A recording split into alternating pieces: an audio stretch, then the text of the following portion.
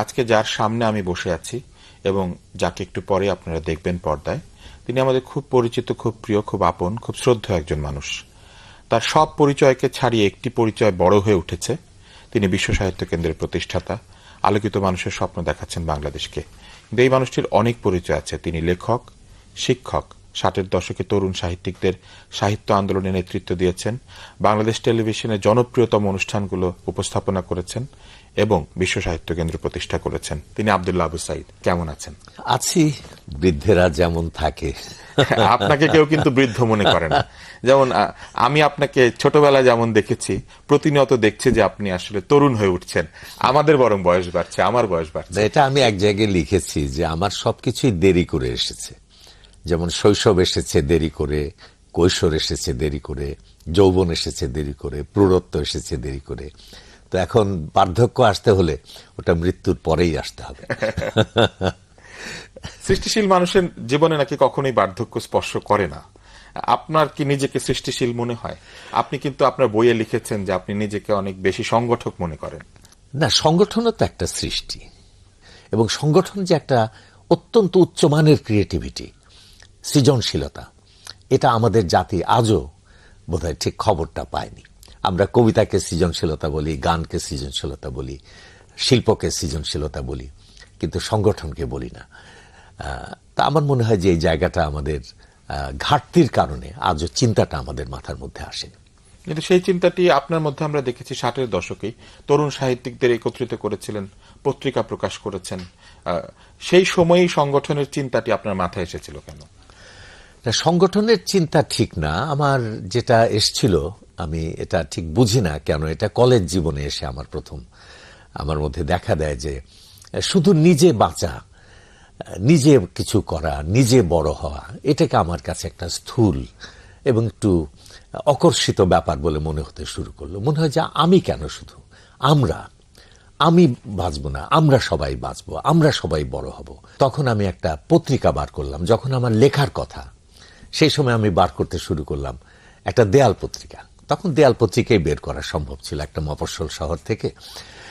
তো কেন, যে আমার মতো তো আরো অনেক লেখক এই কলেজের মধ্যে আছে, ছাত্রদের মধ্যে আছে, ছাত্রীদের মধ্যে আছে। আমরা সবাই মিলে কিছু করব, একটা পত্রিকা হবে, আমাদের বন্ধুত্ব হবে, আমাদের পরিচয় হবে, আমরা একসঙ্গে কাজ করব, একটা বড় সাহিত্যের জন্য দিকে এগিয়ে যাব। এবং এরপরে যখন ইউনিভার্সিটি পর্যায়ে পার করলাম এবং সেই 60-এর দশকের তরুণ সাহিত্য আন্দোলনের জন্য কাজ করতে গেলাম, তখন ঠিক এই কাজটাই, এই অনুভূতিটাই আমার ভেতরে কাজ করেছে যে আমরা একটা বিরাট সাহিত্য যুগ আমাদের সামনে দাঁড়িয়ে আছে। আমাদের সকলের মিলিত আত্মোৎসর্গের ভেতর দিয়ে এই যুগকে আমাদের অর্জন করতে হবে। তো এইভাবে এই জিনিসটা হয়েছে আর কি। আপনাকে আমরা পরে দেখলাম যে টেলিভিশনে আপনি আপনার তারুণ্যের একটি বড় সময় টেলিভিশনে দিয়েছেন এবং 33 বছর থেকে 42 বছর, প্রায় 10 বছর, 73 থেকে 82, এই সময়টুকু আপনি টেলিভিশনে প্রায় নিজেকে পুরোপুরি উৎসর্গ করেছিলেন। আপনার লেখার মধ্যে আছে যে একসময় আপনি ভাবতেন যে এই মঞ্চেই হয়তো আপনার জীবনের ইতি ঘটবে, এই মঞ্চই পৃথিবী। হ্যাঁ, তখন মনে হয়েছে যে অনুষ্ঠান করতে করতে যদি এই ফ্লোরের উপরে পড়ে মরে যেতে পারি, তাহলে সেটাই হবে আমার সবচেয়ে গৌরবোজ্জ্বল মৃত্যু। তো আমার মনে হয় যে প্রত্যেকেরই যখন যা করে তখন এই কথাটা তার মনে হওয়া উচিত। এবং প্লেটো রিপাবলিকের মধ্যে এক জায়গায় বলেছেন, সক্রেটিসের জবানিতে, যে শ্রেষ্ঠ দেশপ্রেমটা কি, এবং তিনি উত্তর দিতে গিয়ে বলছেন যে শ্রেষ্ঠ দেশপ্রেম হচ্ছে আমি যা করছি সেটাকে সর্বশ্রেষ্ঠভাবে করা। কেমন, আমি যদি একজন মুচি হই, তাহলে সবচেয়ে সুন্দরতম জুতাটা তৈরি করা, এটা হবে সর্বোচ্চ দেশপ্রেম। আমি যদি কবি হই, তাহলে সবচেয়ে সুন্দরতম কবিতাটা লেখা, এটা হবে আমার জন্য দেশপ্রেম। টেলিভিশনে যখন আপনি অনুষ্ঠান করেছেন, আমরা দেখেছি যে আপনি নানা ধরনের অনুষ্ঠান করেছেন। ম্যাগাজিন অনুষ্ঠানের একটি নতুন চেহারা মানুষকে উপহার দিয়েছিলেন। ছোট ছোট তথ্য দিয়ে আপনি অনুষ্ঠান তৈরি করেছিলেন, মানচিত্র। এবং আমরা দেখেছি আপনি আনন্দ মেলা নামে এদের একটি অনুষ্ঠান, যেটি সিরিজ আকারে টেলিভিশনকে দিয়েই এসেছেন। টিভি এখন এটি করে যাচ্ছে একই নামে। এই যে নানান ভাবে টেলিভিশন নিজেকে দিয়ে আসা, এর পাশাপাশি টেলিভিশনও কি আপনাকে কিছু ফেরত দিয়েছে? কি ফেরত হয়, ওটা দিয়ে প্রেম হয় না। ফেরতের কথা চিন্তা করে বন্ধুত্ব হয়, কিন্তু প্রেমটা একতরফা, ওটা দিয়ে যেতে হয় আর কি মানুষকে। তো এই যে প্রেম, সেই প্রেমের জায়গাটি ছেড়ে আপনি হঠাৎই চলে এলেন, এই প্রেম হঠাৎ কেন আপনি বিরহে রূপান্তরিত করলেন? না, টেলিভিশনের জন্য খুবই প্রেম ছিল, তবে মানুষের প্রেম তো পাল্টাতে পারে, তাই না? একটা বয়স ছিল যখন একটা কদবেলের জন্য, পাকা কদবেলের জন্য আমি জীবন দিতে পারতাম। একটা বয়স ছিল প্রিয়ার গালের কালো তিলের জন্য জীবন দিয়ে দিতে পারতাম, তাই না? আজকে কি আর সেটা ওইভাবে পারবো? কেমন জীবনের প্রত্যেকটা পর্যায়ে মানুষ পাল্টাতে থাকে। কারণ আমাদের যে যুগ, সে যুগটা ছিল তখন প্রথম টেলিভিশন এসেছে। কেমন শুধু আমাদের দেশে যে এসেছে তা না, সারা পৃথিবীতেই টেলিভিশন তখন নতুন। এবং টেলিভিশন তখন একটা সংস্কৃতির শাখা। আমরা ভাবলাম যে এমন একটা মাধ্যম এসে গেল, যে মাধ্যম প্রত্যেকটা বাড়িতে, প্রত্যেকটা ঘরে যে পৌঁছাবে। পরে আমরা দেখেছি যে টেলিভিশন ওইখানে থাকে নাই।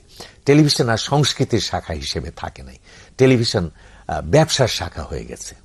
এখন আর অনুষ্ঠান টেলিভিশনের প্রধান জিনিস না, এখন বিজ্ঞাপন হচ্ছে টেলিভিশনের প্রধান জিনিস। আপনি একটি অদ্ভুত বিষয় টেলিভিশন আমাদেরকে দেখিয়েছিলেন, যেটি পরে আর কেউ নিয়ে আসতে পারেনি। সেটা হচ্ছে আপনি শো প্রোগ্রাম করতেন, যেখানে প্রচুর পরিমাণে গ্ল্যামার আছে, তারকারা আসেন, কিন্তু আপনি সেখানে সবচাইতে আমি বলবো এক ধরনের সাধারণ পোশাকে, পাঞ্জাবি পায়জামা, যে পোশাকে আপনি এখনো আছেন।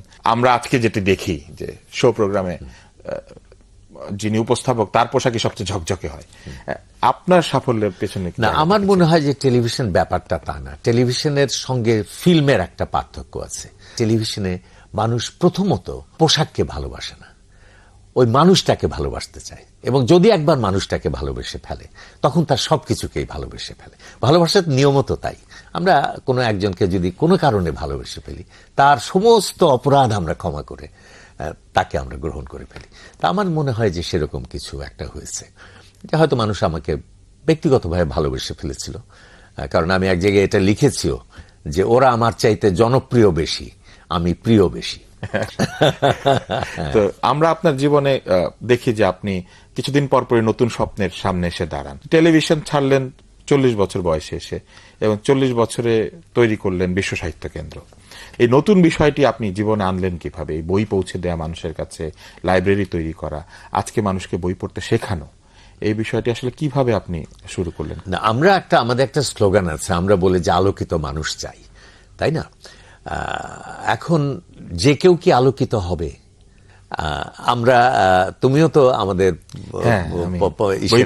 বই পড়া কর্মসূচির মধ্যে ছিলে। আমাদের প্রত্যেকের মধ্যেই কম বেশি আগুন আছে, প্রত্যেকের মধ্যে, কম হোক বেশি হোক, আগুন আমাদের প্রত্যেকের মধ্যেই আছে।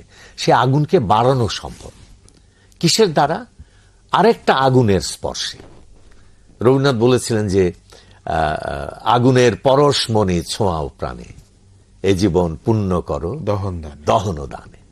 আগুনের পরশ যদি আমি পাই, তাহলে পরে আমার আগুন আবার আরো জ্বলে উঠবে, আমি আরো আগুনে ভরা হব, অর্থাৎ আলোকিত হব। বই হচ্ছে মানব জাতির, শ্রেষ্ঠ মানুষদের মানে প্রজ্বলন্ত হৃদয়ের সবচেয়ে অপরূপতম সেই দ্যুতি, যেটার স্পর্শ সত্যি সত্যি মানুষকে অনেক বড় করে ফেলে। যে আলোচনায় ছিলাম বিরতির আগে, আপনি আপনার লেখাতেও লিখেছেন যে মানুষ যখন কুয়া থেকে আকাশটাকে দেখে, তখন দেখে ছোট্ট আকাশ, কিন্তু যখন ছাদে চলে যায়, তখন সে পুরো আকাশটাকে একসঙ্গে দেখতে পায়। তো বিশ্ব সাহিত্য কেন্দ্র কি আসলে মানুষকে সেই আকাশের মুখোমুখি দাঁড় করিয়ে দিতে চায়? হ্যাঁ, বিশ্ব সাহিত্য কেন্দ্রের একটা কথা এইভাবে ভাবি যে এটা একটা ছাদ। ওখানে যদি আমরা নিতে পারি, তাহলে সে সারা পৃথিবীকে দেখতে পাবে। কেমন? ছাদের নিচেও পৃথিবীকে দেখা যায়, জানালা দিয়েও পৃথিবীকে দেখা যায়, কিন্তু মাঝে মাঝে বেঁধে যায়, আটকায়, পুরো পৃথিবীটাকে পায় না, ছোট পৃথিবীকে পায়। কিন্তু যখন সে আরো উপরে যায়, তখন সে সারা পৃথিবীকে পায়। আমরা দেখেছি যে আপনি দেরি করে সবকিছু শুরু করেন, এটি এই অনুষ্ঠানের শুরুতে আপনি বলেছেন, লেখাতে আপনি বলেছেন। খুব পরে এসে আপনি শুরু করলেন লেখালেখি, যেটা আপনার হয়তো করা উচিত ছিল। আপনি বলেছেন অনেক জায়গায় যে অনেক আগে। এত দেরিতে লেখা শুরু করলেন কেন? না, আমার এটা বোধহয় একটা ভুল হয়ে গেছে আমার জীবনে। ওই যে শুধু আমি কেন, সবাই সবাই মিলে আমি এইটা করতে গিয়ে মানে আমি সংগঠনকে ব্যক্তির চাইতে বড় জায়গা দিয়েছি, কিন্তু পরে আমার সবসময় মনে হয়েছে যে আমি একটা সুকুমার হৃদয় নিয়ে হয়তো জন্মেছিলাম, কতগুলো স্নিগ্ধ জীবনানুভূতি নিয়ে জন্মেছিলাম। এগুলো আমার লিখে যাওয়া উচিত ছিল প্রতিদিন। ধরা যাক দিন 24 ঘন্টা, আমি যদি ধরে নিতাম আমার 25 বছর বয়সে যে দিন আসলে 24 ঘন্টা না 22 ঘন্টা, আর 2 ঘন্টা আমার লেখার, তাহলে হয়তো আজকে আমি 200 বই আমি লিখতে পারতাম। এই দুঃখ আমার থেকে যাবে যে আমার কেন যেন সবসময় মনে হয় যে আমি হয়তো লেখক হওয়ার জন্যই জন্মেছিলাম, সেই কাজটা আমি সবচেয়ে কম করলাম। গভীরভাবে লেখালেখি শুরু করলেন 60 বছর বয়সে এসে। হ্যাঁ, 60 বছরের দিকে এসে। এবং 10 বছরে 30টি বই লিখেছেন। তো অনেক দ্রুত লিখছেন কিন্তু।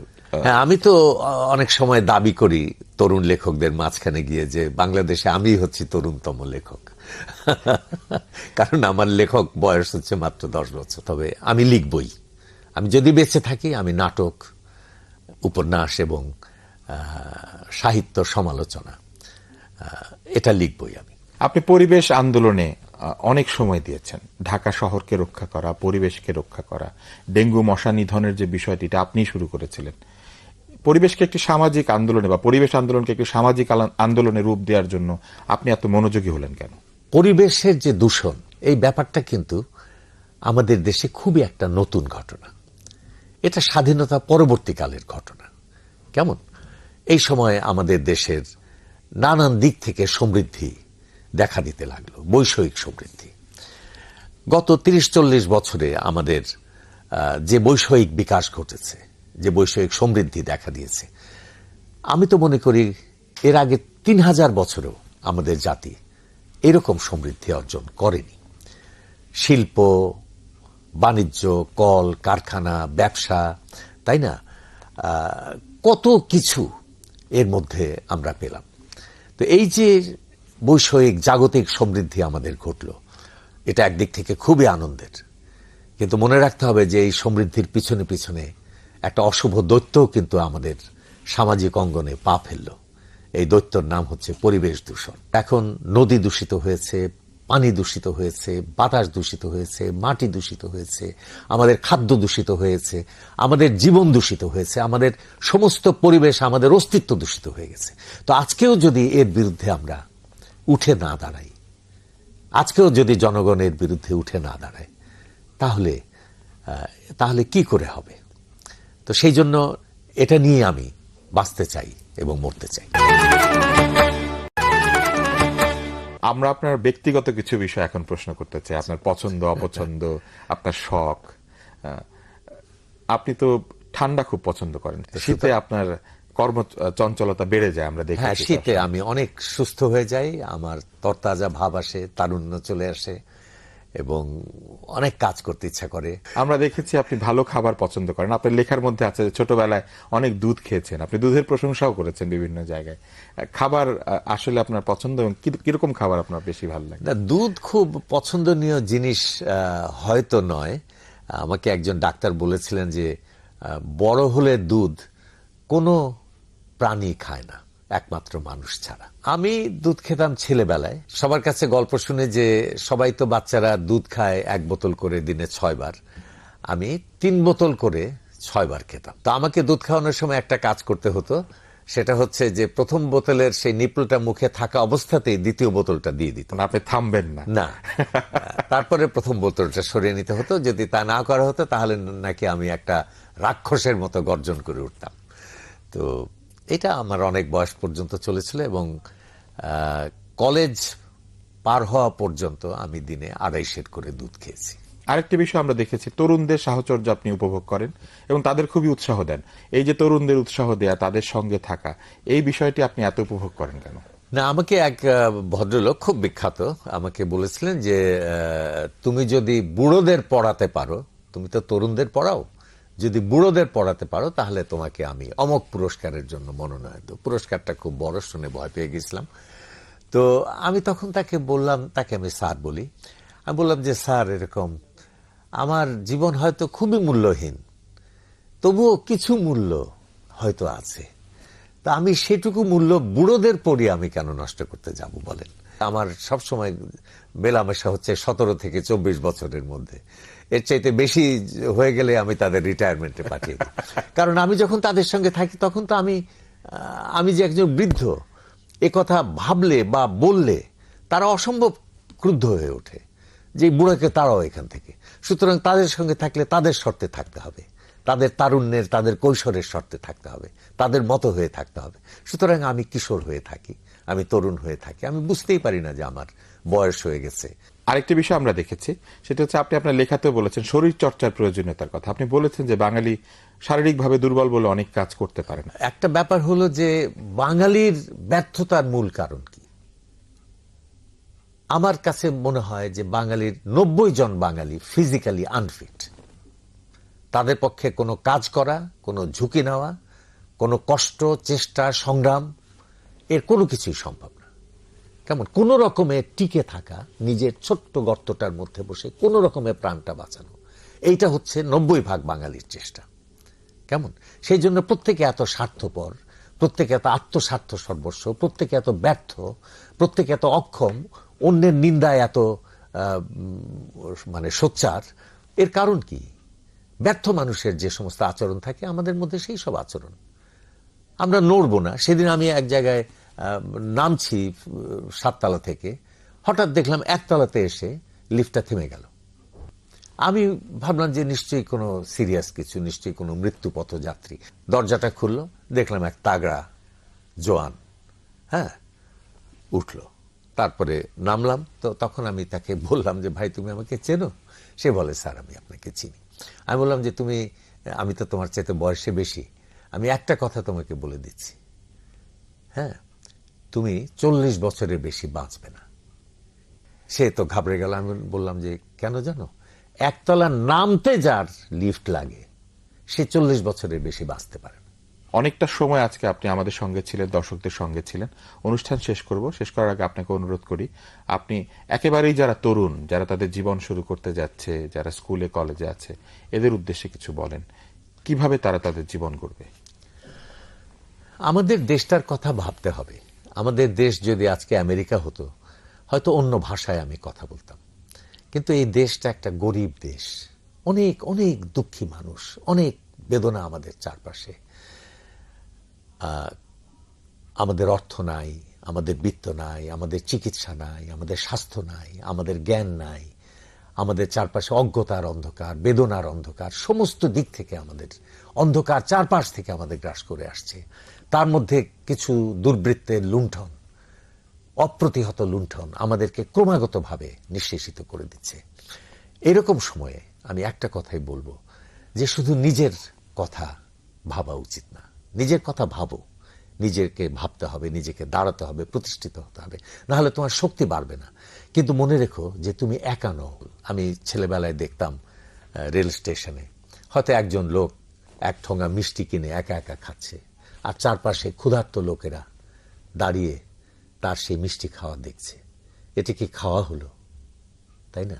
যেদিন সবাই খেতে পারবে সেদিনই তো আমার খাওয়ার আনন্দ। তো সুতরাং আমাদের নিজেকে বড় করতে হবে এবং সারা দেশের জন্য নিজেকে ভাবতে হবে, নিতে হবে। ধন্যবাদ আব্দুল্লাহ আবু সাইদ। এই অনুষ্ঠানের সুযোগে আমি এবং আমার মতো আরো অনেকেই আপনার কাছে ঋণ স্বীকার করতে চাই। অনেক মানুষের মনে আপনি আলো জ্বালিয়েছেন, অনেককে আলোর মুখোমুখি দাঁড় করিয়ে দিয়েছেন, নিজের শক্তি সম্পর্কে তাদেরকে সচেতন করেছেন এবং নিজে এগিয়ে গিয়ে দেখিয়ে দিয়েছেন কি করে দেশের জন্য কাজ করতে হবে। আশা করি আপনি দীর্ঘজীবী হবেন। আশা করি আপনি এখন যেমন তরুণ আছেন তেমনি তরুণ থাকবেন। এবং আপনি বলেছেন যে বার্ধক্য আপনাকে স্পর্শ করবে না মৃত্যুর আগে। আমরাও সেটি প্রার্থনা করি, বার্ধক্য আপনাকে কোনোদিনই স্পর্শ না করুক। ধন্যবাদ আজকে আমাদের সঙ্গে থাকবার জন্য। আজকে যার সামনে আমি বসে আছি এবং যাকে একটু পরে আপনারা দেখবেন পর্দায়, তিনি আমাদের খুব পরিচিত, খুব প্রিয়, খুব আপন, খুব শ্রদ্ধেয় একজন মানুষ। তার সব পরিচয়কে ছাড়িয়ে একটি পরিচয় বড় হয়ে উঠেছে। তিনি বিশ্ব সাহিত্য কেন্দ্রের প্রতিষ্ঠাতা, আলোকিত মানুষের স্বপ্ন দেখাচ্ছেন বাংলাদেশকে। কিন্তু এই মানুষটির অনেক পরিচয় আছে। তিনি লেখক, শিক্ষক, 60-এর দশকে তরুণ সাহিত্যিকদের সাহিত্য আন্দোলনে নেতৃত্ব দিয়েছেন, বাংলাদেশ টেলিভিশনে জনপ্রিয়তম অনুষ্ঠানগুলো উপস্থাপনা করেছেন এবং বিশ্ব সাহিত্য কেন্দ্র প্রতিষ্ঠা করেছেন। তিনি আব্দুল্লাহ আবু সাঈদ। কেমন আছেন? আছি, বৃদ্ধেরা যেমন থাকে। আপনাকে কেউ কিন্তু বৃদ্ধ মনে করে না। যেমন আমি আপনাকে ছোটবেলায় যেমন দেখেছি, প্রতিনিয়ত দেখছি যে আপনি আসলে তরুণ হয়ে উঠছেন। আমাদের বরং বয়স বাড়ছে, আমার বয়স বাড়ছে। এটা আমি এক জায়গায় লিখেছি যে আমার সবকিছুই দেরি করে এসেছে। যেমন শৈশব এসেছে দেরি করে, কৈশোর এসেছে দেরি করে, যৌবন এসেছে দেরি করে, প্রৌঢ়ত্ব এসেছে দেরি করে। তো এখন বার্ধক্য আসতে হলে ওটা মৃত্যুর পরেই আসতে হবে। সৃষ্টিশীল মানুষের জীবনে নাকি কখনোই বার্ধক্য স্পর্শ করে না। আপনার কি নিজেকে সৃষ্টিশীল মনে হয়? আপনি কিন্তু আপনার বইয়ে লিখেছেন যে আপনি নিজেকে অনেক বেশি সংগঠক মনে করেন। না, সংগঠনও তো একটা সৃষ্টি, এবং সংগঠন যে একটা অত্যন্ত উচ্চমানের ক্রিয়েটিভিটি, সৃজনশীলতা, এটা আমাদের জাতি আজও বোধহয় ঠিক খবরটা পায়নি। আমরা কবিতাকে সৃজনশীলতা বলি, গানকে সৃজনশীলতা বলি, শিল্পকে সৃজনশীলতা বলি, কিন্তু সংগঠনকে বলি না। তা আমার মনে হয় যে এই জায়গাটা আমাদের ঘাটতির কারণে আজও চিন্তাটা আমাদের মাথার মধ্যে আসেনি। কিন্তু সেই চিন্তাটি আপনার মধ্যে আমরা দেখেছি 60-এর দশকেই তরুণ সাহিত্যিকদের একত্রিত করেছিলেন, পত্রিকা প্রকাশ করেছেন। সেই সময়েই সংগঠনের চিন্তাটি আপনার মাথায় এসেছিল কেন? সংগঠনের চিন্তা ঠিক না, আমার যেটা এসছিল আমি এটা ঠিক বুঝি না কেন, এটা কলেজ জীবনে এসে আমার মধ্যে দেখা দেয় যে শুধু নিজে বাঁচা, নিজে কিছু করা, নিজে বড় হওয়া, এটাকে আমার কাছে একটা স্থূল এবং একটু অকর্ষিত ব্যাপার বলে মনে হতে শুরু করলো। মনে হয় যে আমি কেন শুধু, আমি বাঁচবো না, আমরা সবাই বাঁচবো, আমরা সবাই বড় হব। তখন আমি একটা পত্রিকা বার করলাম। যখন আমার লেখার কথা, সেই সময় আমি বার করতে শুরু করলাম একটা দেয়াল পত্রিকা। তখন দেয়াল পত্রিকাই বের করা সম্ভব ছিল একটা মফস্বল শহর থেকে। তো কেন, যে আমার মতো তো আরো অনেক লেখক এই কলেজের মধ্যে আছে, ছাত্রদের মধ্যে আছে, ছাত্রীদের মধ্যে আছে। আমরা সবাই মিলে কিছু করব, একটা পত্রিকা হবে, আমাদের বন্ধুত্ব হবে, আমাদের পরিচয় হবে, আমরা একসঙ্গে কাজ করব, একটা বড় সাহিত্যের জন্য দিকে এগিয়ে যাব।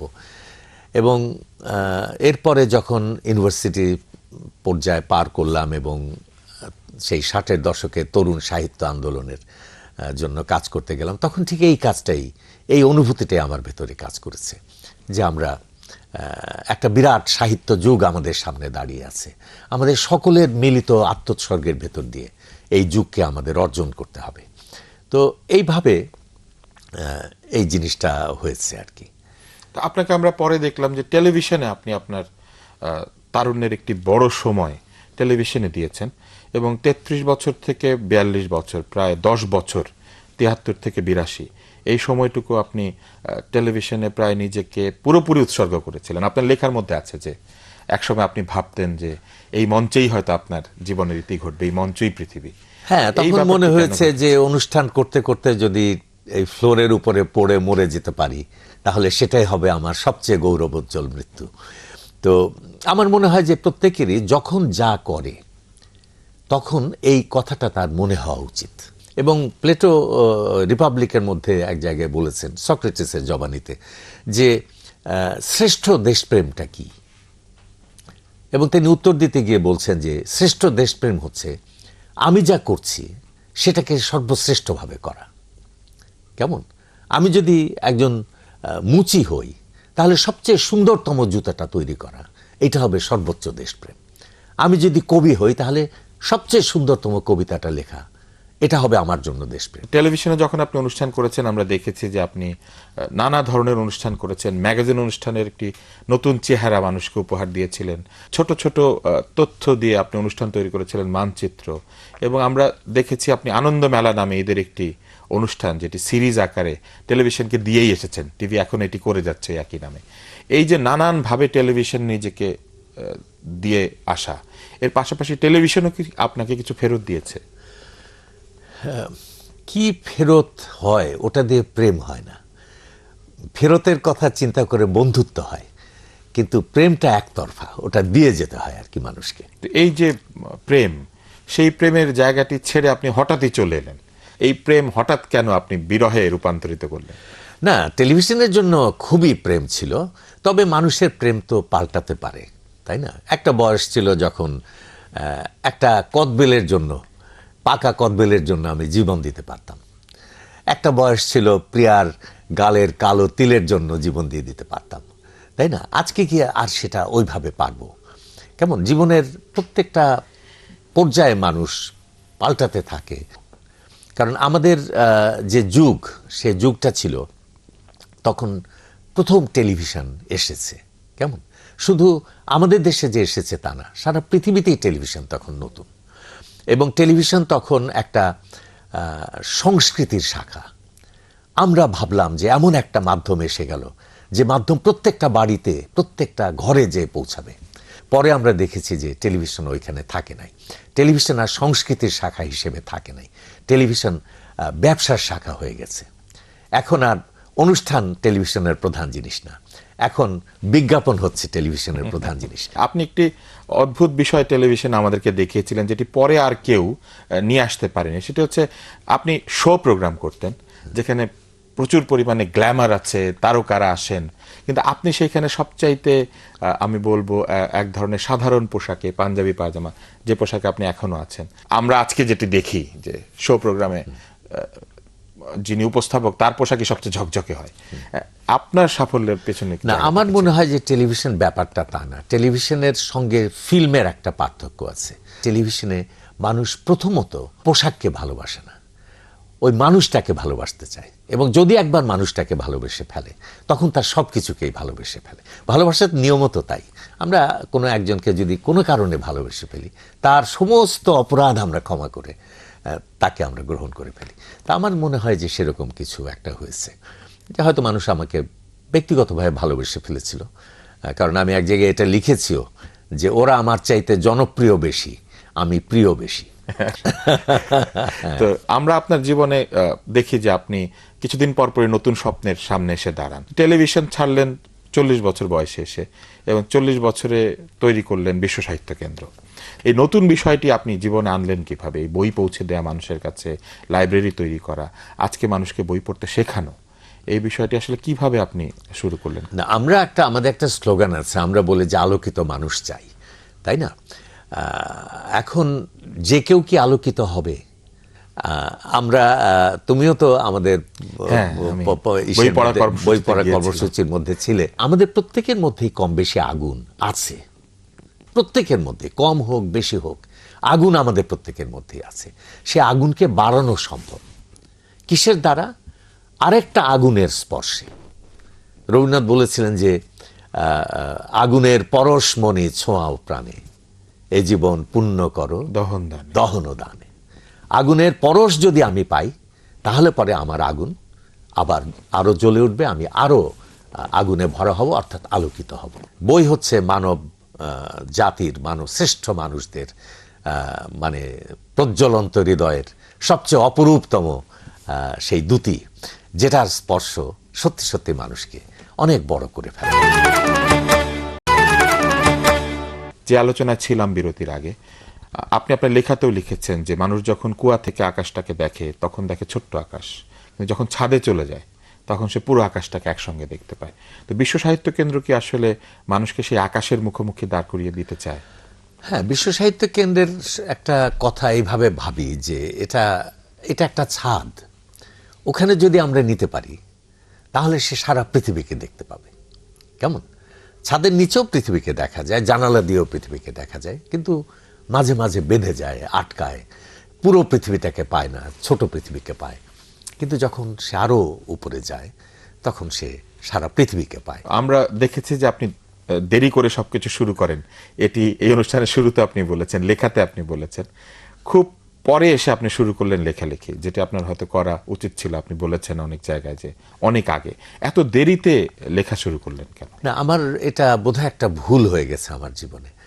ওই যে শুধু আমি কেন, সবাই সবাই সবাই মিলে আমি, এইটা করতে গিয়ে আমি সংগঠনকে ব্যক্তির চাইতে বড় জায়গা দিয়েছি। কিন্তু পরে আমার সবসময় মনে হয়েছে যে আমি একটা সুকুমার হৃদয় নিয়ে হয়তো জন্মেছিলাম, কতগুলো স্নিগ্ধ জীবনানুভূতি নিয়ে জন্মেছিলাম। এইগুলো আমার লিখে যাওয়া উচিত ছিল প্রতিদিন। ধরা যাক দিন 24 ঘন্টা, আমি যদি ধরে নিতাম আমার 25 বছর বয়সে যে দিন আসলে 24 ঘন্টা না 22 ঘন্টা, আর 2 ঘন্টা আমার লেখার, তাহলে হয়তো আজকে আমি 200 বই আমি লিখতে পারতাম। এই দুঃখ আমার থেকে যাবে যে আমার কেন যেন সবসময় মনে হয় যে আমি হয়তো লেখক হওয়ার জন্যই জন্মেছিলাম, সেই কাজটা আমি সবচেয়ে কম করলাম।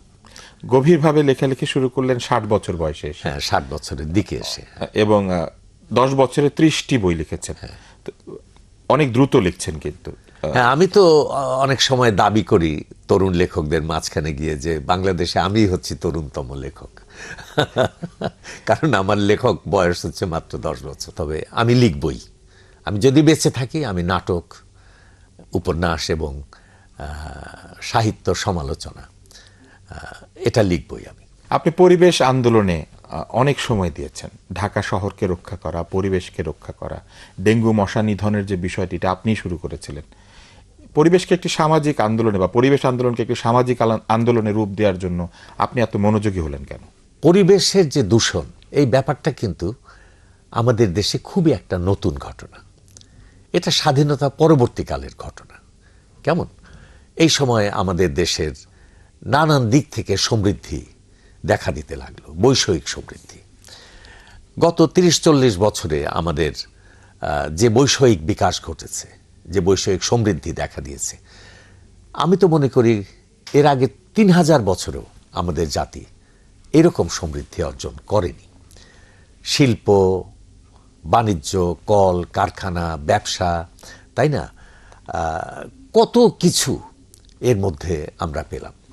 তো এই যে বৈষয়িক জাগতিক সমৃদ্ধি আমাদের ঘটলো, এটা একদিক থেকে খুবই আনন্দের। কিন্তু মনে রাখতে হবে যে এই সমৃদ্ধির পিছনে পিছনে একটা অশুভ দৈত্যও কিন্তু আমাদের সামাজিক অঙ্গনে পা ফেলল। এই দৈত্যর নাম হচ্ছে পরিবেশ দূষণ। এখন নদী দূষিত হয়েছে, পানি দূষিত হয়েছে, বাতাস দূষিত হয়েছে, মাটি দূষিত হয়েছে, আমাদের খাদ্য দূষিত হয়েছে, আমাদের জীবন দূষিত হয়েছে, আমাদের সমস্ত পরিবেশ, আমাদের অস্তিত্ব দূষিত হয়ে গেছে। তো আজকেও যদি এর বিরুদ্ধে আমরা উঠে না দাঁড়াই, আজকেও যদি জনগণের বিরুদ্ধে উঠে না দাঁড়ায়, তাহলে কি করে হবে? তো সেই জন্য এটা নিয়ে আমি বাঁচতে চাই এবং মরতে চাই। আমরা আপনার ব্যক্তিগত কিছু বিষয় এখন প্রশ্ন করতে চাই। আপনার পছন্দ অপছন্দ, আপনার শখ। আপনি তো ঠান্ডা খুব পছন্দ করেন, শীতে আপনার কর্ম চঞ্চলতা বেড়ে যায়, আমরা দেখি। হ্যাঁ, শীতে আমি অনেক সুস্থ হয়ে যাই, আমার তরতাজা ভাব আসে, তারুণ্য চলে আসে এবং অনেক কাজ করতে ইচ্ছা করে।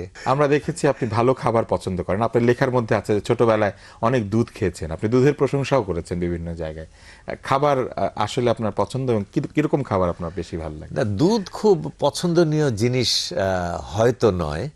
আমাকে একজন ডাক্তার বলেছিলেন যে বড় হলে দুধ কোনো প্রাণী খায় না, একমাত্র মানুষ ছাড়া। আমি দুধ খেতাম ছেলেবেলায়, সবার কাছে গল্প শুনে যে সবাই তো বাচ্চারা দুধ খায় 1 বোতল করে দিনে 6 বার, আমি 3 বোতল করে 6 বার খেতাম। তো আমাকে দুধ খাওয়ানোর সময় একটা কাজ করতে হতো, সেটা হচ্ছে যে প্রথম বোতলের সেই নিপলটা মুখে থাকা অবস্থাতেই দ্বিতীয় বোতলটা দিয়ে দিত। আপনি থামবেন না? না, তারপরে প্রথম বোতলটা সরিয়ে নিতে হতো। যদি তা না করা হতো তাহলে নাকি আমি একটা রাক্ষসের মতো গর্জন করে উঠতাম।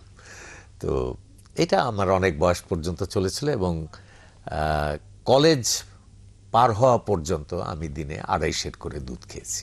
আরেকটি বিষয় আমরা দেখেছি, তরুণদের সাহচর্য আপনি উপভোগ করেন এবং তাদের খুবই উৎসাহ দেন। এই যে তরুণদের উৎসাহ দেয়া, তাদের সঙ্গে থাকা, এই বিষয়টি আপনি এত উপভোগ করেন কেন? না, আমাকে এক ভদ্রলোক খুব বিখ্যাত আমাকে বলেছিলেন যে তুমি যদি বুড়োদের পড়াতে পারো, তুমি তো তরুণদের পড়াও, যদি বুড়োদের পড়াতে পারো তাহলে তোমাকে আমি অমক পুরস্কারের জন্য মনোনয়ন দেব। পুরস্কারটা খুব বড়, শুনে ভয় পেয়ে গেছিলাম। তো আমি তখন তাকে বললাম, তাকে আমি স্যার বলি, আমি বললাম যে স্যার, এরকম আমার জীবন হয়তো খুবই মূল্যহীন, তবুও কিছু মূল্য হয়তো আছে, তা আমি সেটুকু মূল্য বুড়োদের পড়ি আমি কেন নষ্ট করতে যাব বলেন? আমার সবসময় মেলামেশা হচ্ছে 17 থেকে 24 বছরের মধ্যে, এর চাইতে বেশি হয়ে গেলে আমি তাদের রিটায়ারমেন্টে পাঠিয়ে দিই। কারণ আমি যখন তাদের সঙ্গে থাকি তখন তো আমি যে একজন বৃদ্ধ, এ কথা ভাবলে বা বললে তারা অসম্ভব ক্রুদ্ধ হয়ে ওঠে যে বুড়োকে তারাও এখান থেকে। সুতরাং তাদের সঙ্গে থাকলে তাদের শর্তে থাকতে হবে, তাদের তারুণ্যের, তাদের কৈশোরের শর্তে থাকতে হবে, তাদের মতো হয়ে থাকতে হবে। সুতরাং আমি কিশোর হয়ে থাকি, আমি তরুণ হয়ে থাকি, আমি বুঝতেই পারি না যে আমার বয়স হয়ে গেছে। আরেকটি বিষয় আমরা দেখেছি, সেটা হচ্ছে আপনি আপনার লেখাতেও বলেছেন শরীর চর্চার প্রয়োজনীয়তার কথা। আপনি বলেছেন যে বাঙালি শারীরিকভাবে দুর্বল বলে অনেক কাজ করতে পারে না। একটা ব্যাপার হলো যে বাঙালির ব্যর্থতার মূল কারণ কি? আমার কাছে মনে হয় যে বাঙালির 90 জন বাঙালি ফিজিক্যালি আনফিট। তাদের পক্ষে কোনো কাজ করা, কোনো ঝুঁকি নেওয়া, কোনো কষ্ট, চেষ্টা, সংগ্রাম এর কোনো কিছুই সম্ভব না। কেমন কোনো রকমে টিকে থাকা, নিজের ছোট্ট গর্তটার মধ্যে বসে কোনো রকমে প্রাণটা বাঁচানো, এইটা হচ্ছে 90 ভাগ বাঙালির চেষ্টা। কেমন সেই জন্য প্রত্যেকে এত স্বার্থপর, প্রত্যেকে এত আত্মস্বার্থ সর্বস্ব, প্রত্যেকে এত ব্যর্থ, প্রত্যেকে এত অক্ষম, অন্যের নিন্দায় এত মানে সোচ্চার। এর কারণ কি? ব্যর্থ মানুষের যে সমস্ত আচরণ থাকে আমাদের মধ্যে সেই সব আচরণ। আমরা নড়বো না। সেদিন আমি এক জায়গায় নামছি 7 তলা থেকে, হঠাৎ দেখলাম 1 তলাতে এসে লিফটটা থেমে গেল। আমি ভাবলাম যে নিশ্চয়ই কোনো সিরিয়াস কিছু, নিশ্চয়ই কোনো মৃত্যু পথযাত্রী। দরজাটা খুললো, দেখলাম এক তাগড়া জোয়ান, হ্যাঁ, উঠলো। তারপরে নামলাম, তো তখন আমি তাকে বললাম যে ভাই তুমি আমাকে চেনো? সে বলে স্যার আমি আপনাকে চিনি। আমি বললাম যে তুমি, আমি তো তোমার চাইতে বয়সে বেশি, আমি একটা কথা তোমাকে বলে দিচ্ছি, হ্যাঁ, তুমি 40 বছরের বেশি বাঁচবে না।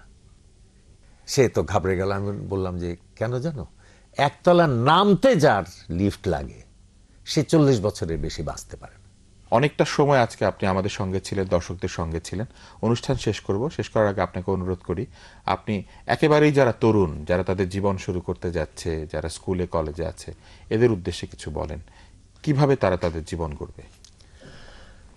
আমাদের দেশটার কথা ভাবতে হবে। আমাদের দেশ যদি আজকে আমেরিকা হতো, হয়তো অন্য ভাষায় আমি কথা বলতাম। কিন্তু এই দেশটা একটা গরিব দেশ, অনেক অনেক দুঃখী মানুষ, অনেক বেদনা আমাদের চারপাশে।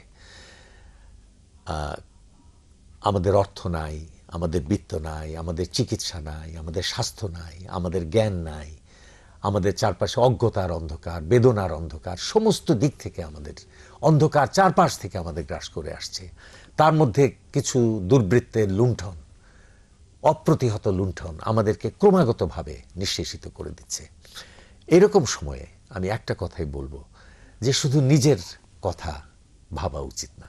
নিজের কথা ভাবো, নিজেকে ভাবতে হবে, নিজেকে দাঁড়াতে হবে, প্রতিষ্ঠিত হতে হবে, না হলে তোমার শক্তি বাড়বে না। কিন্তু মনে রেখো যে তুমি একা নও। আমি ছেলেবেলায় দেখতাম রেল স্টেশনে হয়তো একজন লোক এক ঠোঙা মিষ্টি কিনে একা একা খাচ্ছে, আর চারপাশে ক্ষুধার্ত লোকেরা দাঁড়িয়ে তার সেই মিষ্টি খাওয়া দেখছে। এটা কি খাওয়া হলো? তাই না? যেদিন সবাই খেতে পারবে সেদিনই তো আমার খাওয়ার আনন্দ। তো সুতরাং আমাদের নিজেকে বড় করতে হবে এবং সারা দেশের জন্য নিজেকে ভাবতে হবে, দিতে হবে। ধন্যবাদ আব্দুল্লাহ আবু সাইদ। এই অনুষ্ঠানের সুযোগে আমি এবং আমার মতো আরো অনেকেই আপনার কাছে ঋণ স্বীকার করতে চাই। অনেক মানুষের মনে আপনি আলো জ্বালিয়েছেন, অনেককে আলোর মুখোমুখি দাঁড় করিয়ে দিয়েছেন, নিজের শক্তি সম্পর্কে তাদেরকে সচেতন করেছেন এবং নিজে এগিয়ে গিয়ে দেখিয়ে দিয়েছেন কি করে দেশের জন্য কাজ করতে হবে।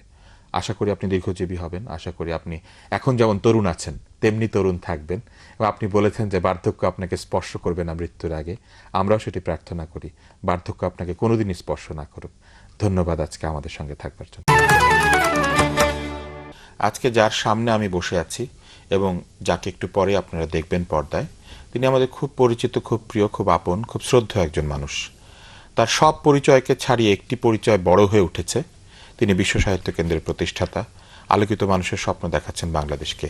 কিন্তু এই মানুষটির অনেক পরিচয় আছে। তিনি লেখক, শিক্ষক, 60-এর দশকে তরুণ সাহিত্যিকদের সাহিত্য আন্দোলনে নেতৃত্ব দিয়েছেন, বাংলাদেশ টেলিভিশনের জনপ্রিয়তম অনুষ্ঠানগুলো উপস্থাপনা করেছেন এবং বিশ্ব সাহিত্য কেন্দ্র প্রতিষ্ঠা করেছেন। তিনি আব্দুল্লাহ আবু সাইদ। কেমন আছেন? আছি, বৃদ্ধেরা যেমন থাকে। আপনাকে কেউ কিন্তু বৃদ্ধ মনে করে না। যেমন আমি আপনাকে ছোটবেলায় যেমন দেখেছি, প্রতিনিয়ত দেখছি যে আপনি আসলে তরুণ হয়ে উঠছেন। আমাদের বরং বয়স বাড়ছে, আমার বয়স বাড়ছে। এটা আমি এক জায়গায় লিখেছি যে আমার সবকিছুই দেরি করে এসেছে। যেমন শৈশব এসেছে দেরি করে, কৈশোর এসেছে দেরি করে, যৌবন এসেছে দেরি করে, প্রৌঢ়ত্ব এসেছে দেরি করে। তো এখন বার্ধক্য আসতে হলে ওটা মৃত্যুর পরেই আসতে হবে। সৃষ্টিশীল মানুষের জীবনে নাকি কখনোই বার্ধক্য স্পর্শ করে না। আপনার কি নিজেকে সৃষ্টিশীল মনে হয়? আপনি কিন্তু আপনার বইয়ে লিখেছেন যে আপনি নিজেকে অনেক বেশি সংগঠক মনে করেন। না, সংগঠনও তো একটা সৃষ্টি, এবং সংগঠন যে একটা অত্যন্ত উচ্চমানের ক্রিয়েটিভিটি, সৃজনশীলতা, এটা আমাদের জাতি আজও বোধহয় ঠিক খবরটা পায়নি। আমরা কবিতাকে সৃজনশীলতা বলি, গানকে সৃজনশীলতা বলি, শিল্পকে সৃজনশীলতা বলি, কিন্তু সংগঠনকে বলি না।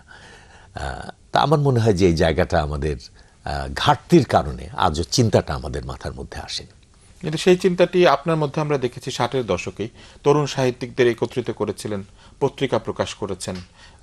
সেই সময়েই সংগঠনের চিন্তাটি আপনার মাথায় এসেছিল কেন? না, সংগঠনের চিন্তা ঠিক না, আমার যেটা এসছিল আমি এটা ঠিক বুঝি না কেন, এটা কলেজ জীবনে এসে আমার মধ্যে দেখা দেয় যে শুধু নিজে বাঁচা, নিজে কিছু করা, নিজে বড় হওয়া, এটাকে আমার কাছে একটা স্থূল এবং একটু অকর্ষিত ব্যাপার বলে মনে হতে শুরু করলো। মনে হয় যে আমি কেন শুধু, আমি বাঁচব না, আমরা সবাই বাঁচবো, আমরা সবাই বড় হব। তখন আমি একটা পত্রিকা বার করলাম, যখন আমার লেখার কথা, সেই সময় আমি বার করতে শুরু করলাম একটা দেয়াল পত্রিকা। তখন দেয়াল পত্রিকাই বের করা সম্ভব ছিল একটা মফস্বল শহর থেকে। তো কেন, যে আমার মতো তো আরো অনেক লেখক এই কলেজের মধ্যে আছে, ছাত্রদের মধ্যে আছে, ছাত্রীদের মধ্যে আছে, আমরা সবাই মিলে কিছু করব, একটা পত্রিকা হবে, আমাদের বন্ধুত্ব হবে, আমাদের পরিচয় হবে, আমরা একসঙ্গে কাজ করব, একটা বড় সাহিত্যের জন্য দিকে এগিয়ে যাব। এবং এরপরে যখন ইউনিভার্সিটি পর্যায়ে পার করলাম এবং সেই 60-এর দশকে তরুণ সাহিত্য আন্দোলনের জন্য কাজ করতে গেলাম, তখন ঠিক এই কাজটাই, এই অনুভূতিটাই আমার ভেতরে কাজ করেছে যে আমরা একটা বিরাট সাহিত্য যুগ আমাদের সামনে দাঁড়িয়ে আছে, আমাদের সকলের মিলিত আত্মোৎসর্গের ভেতর দিয়ে এই যুগকে আমাদের অর্জন করতে হবে। তো এইভাবে এই জিনিসটা হয়েছে আর কি। আপনাকে আমরা পরে দেখলাম যে টেলিভিশনে আপনি আপনার তারুণ্যের একটি বড় সময় টেলিভিশনে দিয়েছেন, এবং 33 বছর থেকে 42 বছর, প্রায় 10 বছর, 73 থেকে 82, এই সময়টুকু আপনি টেলিভিশনে প্রায় নিজেকে পুরোপুরি উৎসর্গ করেছিলেন। আপনার লেখার মধ্যে আছে যে একসময় আপনি ভাবতেন যে এই মঞ্চেই হয়তো আপনার জীবনের ইতি ঘটবে, এই মঞ্চই পৃথিবী। হ্যাঁ, তখন মনে হয়েছে যে অনুষ্ঠান করতে করতে যদি এই ফ্লোরের উপরে পড়ে মরে যেতে পারি, তাহলে সেটাই হবে আমার সবচেয়ে গৌরবোজ্জ্বল মৃত্যু। তো আমার মনে হয় যে প্রত্যেকেরই যখন যা করে তখন এই কথাটা তার মনে হওয়া উচিত। এবং প্লেটো রিপাবলিকের মধ্যে এক জায়গায় বলেছেন, সক্রেটিসের জবানিতে, যে শ্রেষ্ঠ দেশপ্রেমটা কি, এবং তিনি উত্তর দিতে গিয়ে বলছেন যে শ্রেষ্ঠ দেশপ্রেম হচ্ছে আমি যা করছি সেটাকে সর্বশ্রেষ্ঠভাবে করা। কেমন, আমি যদি একজন মুচি হই, তাহলে সবচেয়ে সুন্দরতম জুতাটা তৈরি করা, এটা হবে সর্বোচ্চ দেশপ্রেম। আমি যদি কবি হই, তাহলে সবচেয়ে সুন্দরতম কবিতাটা লেখা, এটা হবে আমার জন্য দেশপ্রেম। টেলিভিশনে যখন আপনি অনুষ্ঠান করেছেন, আমরা দেখেছি যে আপনি নানা ধরনের অনুষ্ঠান করেছেন, ম্যাগাজিন অনুষ্ঠানের একটি নতুন চেহারা মানুষকে উপহার দিয়েছিলেন, ছোট ছোট তথ্য দিয়ে আপনি অনুষ্ঠান তৈরি করেছিলেন, মানচিত্র। এবং আমরা দেখেছি আপনি আনন্দ মেলা নামে এদের একটি অনুষ্ঠান, যেটি সিরিজ আকারে টেলিভিশনকে দিয়েই এসেছেন, টিভি এখন এটি করে যাচ্ছে একই নামে। এই যে নানানভাবে টেলিভিশন নিজেকে দিয়ে আসা, এর পাশাপাশি টেলিভিশনও কি আপনাকে কিছু ফেরত দিয়েছে? কি ফেরত হয়, ওটা দিয়ে প্রেম হয় না। ফেরতের কথা চিন্তা করে বন্ধুত্ব হয়, কিন্তু প্রেমটা একতরফা, ওটা দিয়ে যেতে হয় আর কি মানুষকে। এই যে প্রেম, সেই প্রেমের জায়গাটি ছেড়ে আপনি হঠাৎই চলে এলেন, এই প্রেম হঠাৎ কেন আপনি বিরহে রূপান্তরিত করলেন? না, টেলিভিশনের জন্য খুবই প্রেম ছিল, তবে মানুষের প্রেম তো পাল্টাতে পারে, তাই না? একটা বয়স ছিল যখন একটা কদবেলের জন্য, পাকা কদবেলের জন্য আমি জীবন দিতে পারতাম। একটা বয়স ছিল প্রিয়ার গালের কালো তিলের জন্য জীবন দিয়ে দিতে পারতাম, তাই না? আজকে কি আর সেটা ওইভাবে পারবো? কেমন, জীবনের প্রত্যেকটা পর্যায়ে মানুষ পাল্টাতে থাকে। কারণ আমাদের যে যুগ, সে যুগটা ছিল তখন প্রথম টেলিভিশন এসেছে। কেমন, শুধু আমাদের দেশে যে এসেছে তা না, সারা পৃথিবীতেই টেলিভিশন তখন নতুন। এবং টেলিভিশন তখন একটা সংস্কৃতির শাখা। আমরা ভাবলাম যে এমন একটা মাধ্যম এসে গেল, যে মাধ্যম প্রত্যেকটা বাড়িতে, প্রত্যেকটা ঘরে যেয়ে পৌঁছাবে। পরে আমরা দেখেছি যে টেলিভিশন ওইখানে থাকে নাই। টেলিভিশন আর সংস্কৃতির শাখা হিসেবে থাকে নাই। টেলিভিশন ব্যবসার শাখা হয়ে গেছে।